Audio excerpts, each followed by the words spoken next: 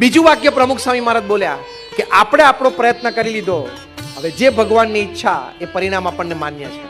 અને ત્રીજું વાક્ય બોલ્યા કે આપણે નિર્ણય કર્યો છે કે ત્યાં મંદિર કરવું છે, એટલે મંદિર તો કરવું જ છે, બીજી જમીન શોધવાનું ચાલુ કરી દો. દે ડોન્ટ ફોલ બેક.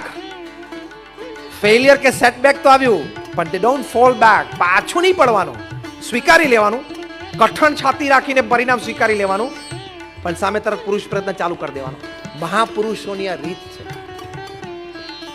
નિષ્કુળાનંદ સ્વામીએ આ જ વાત કરી છે કે ભગવાન એવા દયાળુ છે કે જે દુઃખે સુખ થાય જનને તે દે છે દુઃખ દયા કરી, જે સુખે દુઃખ ઉપજે તે આપે નહીં કેદી હરી. ભગવાન એવા દુઃખ ક્યારેય નથી આપતા કે આપણે દુઃખી થઈએ, એવા સુખ ક્યારેય નથી આપતા કે આપણે દુઃખી થઈએ.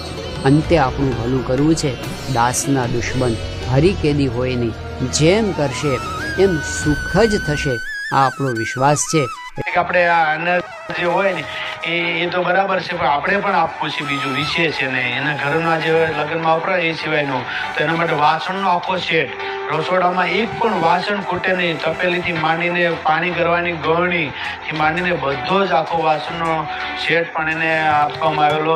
તિજોરી તો આપણા ઘરની અંદર ન હોય એવી સરસ મજાની તિજોરી એને લગ્નની અંદર ભેટ આપવામાં આવી છે. પાણીનો જગ 20 લીટરનો સરસ મજાનો મહં છે. મારે વિચાર કે આપણે બધું જ આપવું છે, નાનીથી માંડીને મોટી. એના ઘરની અંદર કોઈ તકલીફ ના પડે એના માટે પાણીનું બેડું, પાણી ભરવાનું એ પણ આપવામાં, ખુરશી એ પણ આપવામાં આવી છે, ખાટલો, રજાઈ, ગાડલું, ગોદડું, ઓશીકું અને આ પણ આપવામાં આવ્યું છે. અને અમારા રિવાજની અંદર સ્વામિનારાયણ હરે. સ્વામીએ વાત કરી જે આપણો જન્મ બે વાત સિદ્ધ કરવા સારું થયો છે. તેમાં એક તો અક્ષર રૂપ થવું અને બીજું भगवाનમાં જોડાવું. जीवन का ध्येय क्या है, लक्ष्य क्या है? दो लक्ष्य उन्होंने बताए.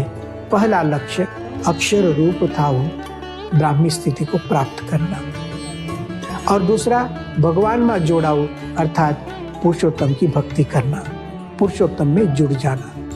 अक्षर रूप होकर पुरुषोत्तम की भक्ति करना, उपासना करना, पुरुषोत्तम में जुड़ जाना, यही जीवन का लक्ष्य है, ऐसे गुणातीतानंद स्वामी ने कहा.